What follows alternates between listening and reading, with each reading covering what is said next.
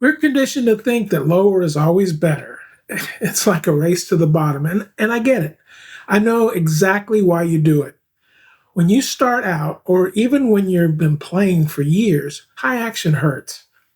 It requires hand strength. It feels like a struggle. Or you want economy of motion to play fast. So you lower the bridge, you crank the truss rod, you get it down to the deck, and suddenly it's easy to play. But something's wrong. Well, your guitar sounds small. It sounds thin. You gained comfort, but you've killed your guitar sound. Your guitar feels great, but sounds like a toy. Then you may suffer from low action syndrome. Today, I'm going to show you the 3 signs that you've gone too far and how to find the sweet spot that the pros actually use. So stick around till the end.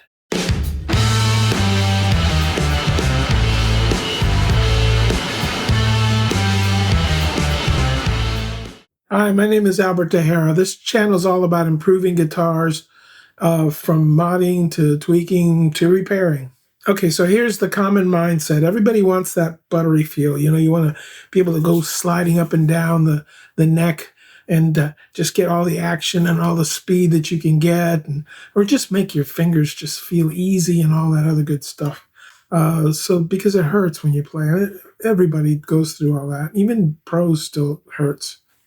But the reality is there is a point of diminishing returns and bringing that action down.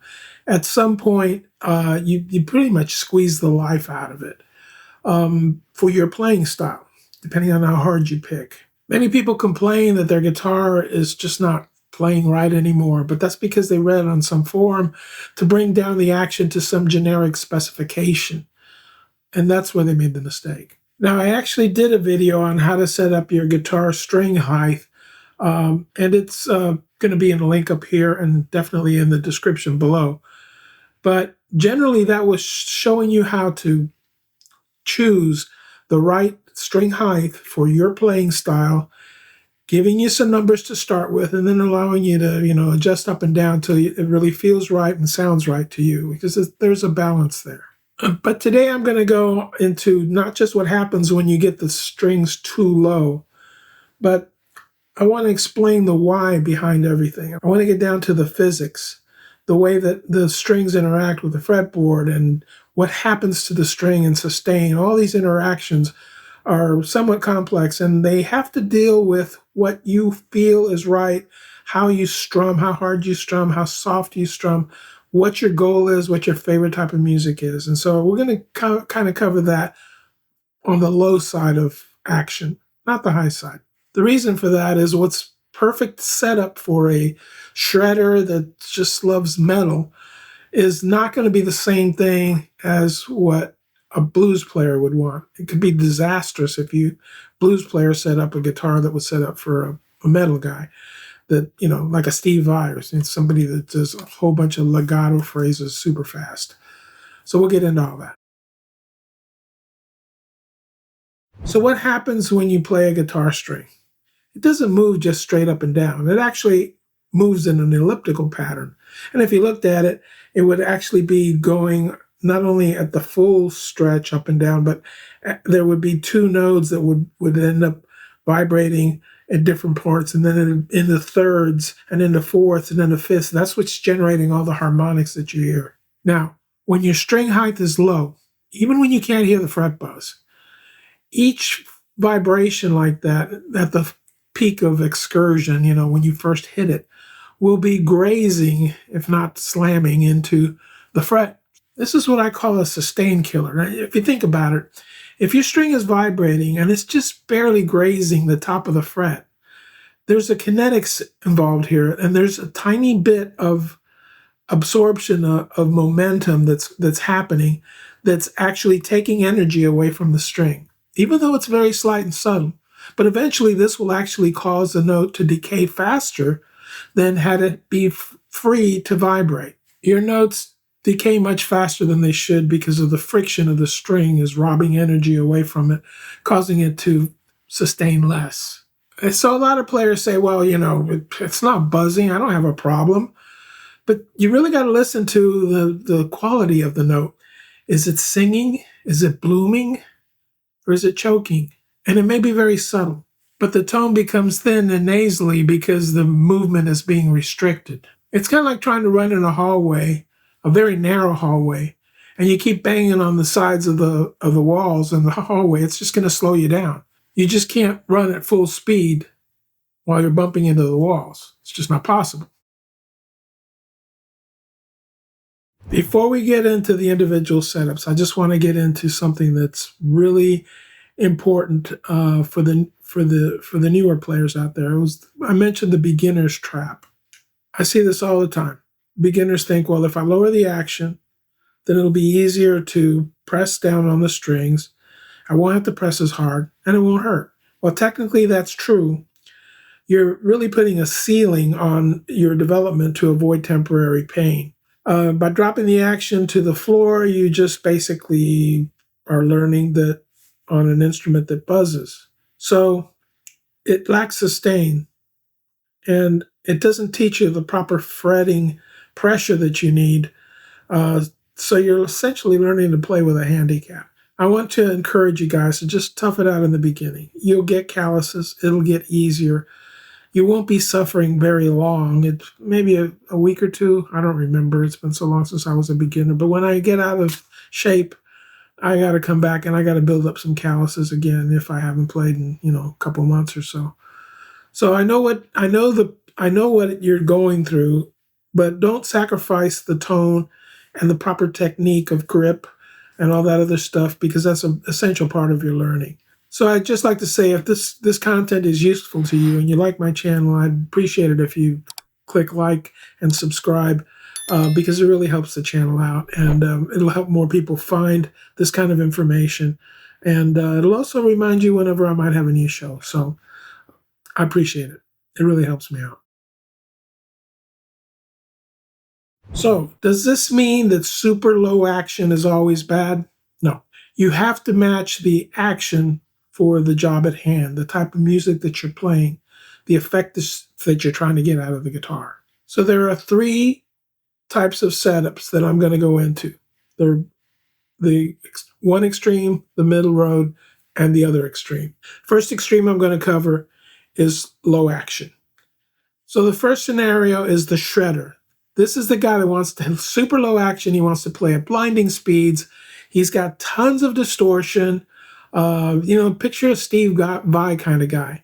And he wants to hit as many notes as possible. But he doesn't need a large dynamic range because his distortion is limiting everything to the same exact volume. That way, if you tap slightly different, they're all going to come out precisely the same volume. Everything is geared for that style of playing. You're not going to have dynamics. If you have any fret buzz, you're not going to hear it, because it's going to be masked by all the incredible distortion. You don't need the note to ring for a really long time and decay gently because it's being clipped. You're going to get a really long sustain just because of your setup.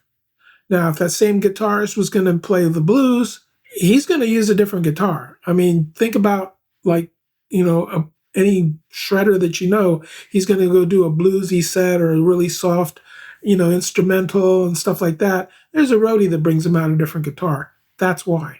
Okay, now we'll go to the other extreme, the slide player. Does he want low action? Heck no. If you want to play like Ry Cooder, you're going to want that action set as high as possible, because you don't want that slide to be hitting frets as you move up and down. You want the slide to determine where the tone is. And if it's in between the frets, that's exactly the only way to do it. This is a completely different setup. You're not going to be fretting it. It's not going to hurt. You're just using a slide. This is the way that you set up a guitar for super high action. Low action is just a non-existent option. Okay, the third option is actually the middle option. It's the dynamic sweet spot. This is where a lot of people are going away from, but I think it's where most people ought to be. And there's a range. I mean, you could end up compromising and going on the low end because you do want to play a little bit faster, but you still want to be able to dig into the note. I get that. So this is the in-between height. It's not super fast playing, and it's not slide playing. It's everybody else in between. This is for a player that has a clean amp or maybe one on the slight edge of distortion. You want dynamics. If you hit the string soft, you want it to whisper. If you hit it hard, you want it to grind and sustain. Think of Stevie Ray Vaughan or Malcolm Young. You get that percussive crack and punch when you hit it hard. Say if your action is too low, you lose this dynamics. The dynamic range, you hit a ceiling. If you dig in with a really heavy pick on low action, you'll basically have your string slap the frets and it'll choke out. It'll just die really fast. You can't play loud and clean. That's the point. So to get that punch, you need the strings high enough so that it'll fight back just a little bit. You'll need that resistance. You'll need that extra space for the louder parts. And this has to do with how loud do you want to get. If you want to play rhythm and lead, and you want the lead to be fast, and you want the rhythm to be loud, you're fighting two extreme setups there. And you're going to fight hard to compromise where you need it. Good way to check the relief, also covered in another video. So one final point on the symptoms, it's the feel factor. If you have super low action, sometimes it feels like it's lifeless. If you have medium action, you have better vibration transfer into the neck and the body. So when the strings are a bit higher, you have better transfer of tone and volume into the body. You can feel the strings vibrating in your chest. It's that the lowest possible action kind of steals away the soul of the instrument. And again, it all depends on what type of music you're trying to play. Don't ever forget that. So I'm sorry if this all sounds a bit abstract, but bottom line is if you're going to go by specs and they say go to 1 millimeter, that's like a starting point. That's a very low action, like on an E string. Should you do that? Not necessarily. That's going to give you crazy low action, but it's not going to give you the feel that you want. Some guitars actually have scallop frets so that you can get super low action, but you can still get the feel, but because the fret is scalloped out, you can actually get some dig in there because your finger can go down lower and you can bend strings. And that's all good and well. But you still don't get the ability to strum really hard because you're going to be fretting out the string and it's going to choke. And this goes for bass players too. The whole concept of your height is if you like slapping and popping, then yeah, get it as low as you want because you're going to be able to do that in a breeze. But if you want big, thick sounding bass and you want to be able to have some dynamic range where you want to just be able to drive the whole band really, really loud when the drummer gets going crazy and the whole band is really excited, and you want some dynamic range, well, you want some higher action strings. There's going to be a little bit more work on your fingers, but if that's what you like, that's how you set it. And that's all I'm trying to get across is the numbers are guidelines. I actually have a chart in that I would give away for free, and it's down in the description. It's just a free thing on string height adjustments, and those are starting points. They're not to be used as a Bible. You do that, you test it, you try to play music, you listen to see if it's choking out, you listen to see if it's slowing you down, because there's economy of motion in very low action, and that's why shredders like to bring their strings as low as possible, because you simply have less time to go from one finger to another. And they also don't raise their fingers very much. They keep them very, very close to the strings. And that gives you economy of motion for ultra speed. But again, if you're going to start playing, rhythm and you expect your guitar to get louder, it's just not going to happen if your action's set too low. So you'll have to compromise. Same with the bass, same with any other instrument, same with any other stringed fretted instrument. This is all very common to anything that's fretted. So in conclusion, it's really easy to tell what the issue is. If you're missing sustain, if you can't bend it really well, keep slipping up underneath your finger. If you have a clattering kind of noise, you hear that choking sound, well, then try raising your saddle just a quarter turn. See what happens. You should be good to go. So I'd like to encourage you guys to add into the comments below Have you raised your action recently? Are you setting up for a slide? Disagree or agree with my rant? uh, but if you want more of this kind of info, please like and subscribe. So here's my challenge to you. Go to your bridge right now. Take your Allen key and turn your saddles just 1/4 of a turn. Just a tiny bit so you won't affect intonation. Yes, it will feel slightly stiffer, but listen to the note bloom.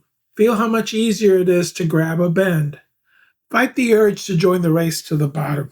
So your sound will thank you. No spank sound when you pick hard. If you want to know more about why your setup might be fighting you, check out this next video right here, where I break down the biggest setup mistakes that I see on the bench. I'll see you in that one, and don't forget, keep playing.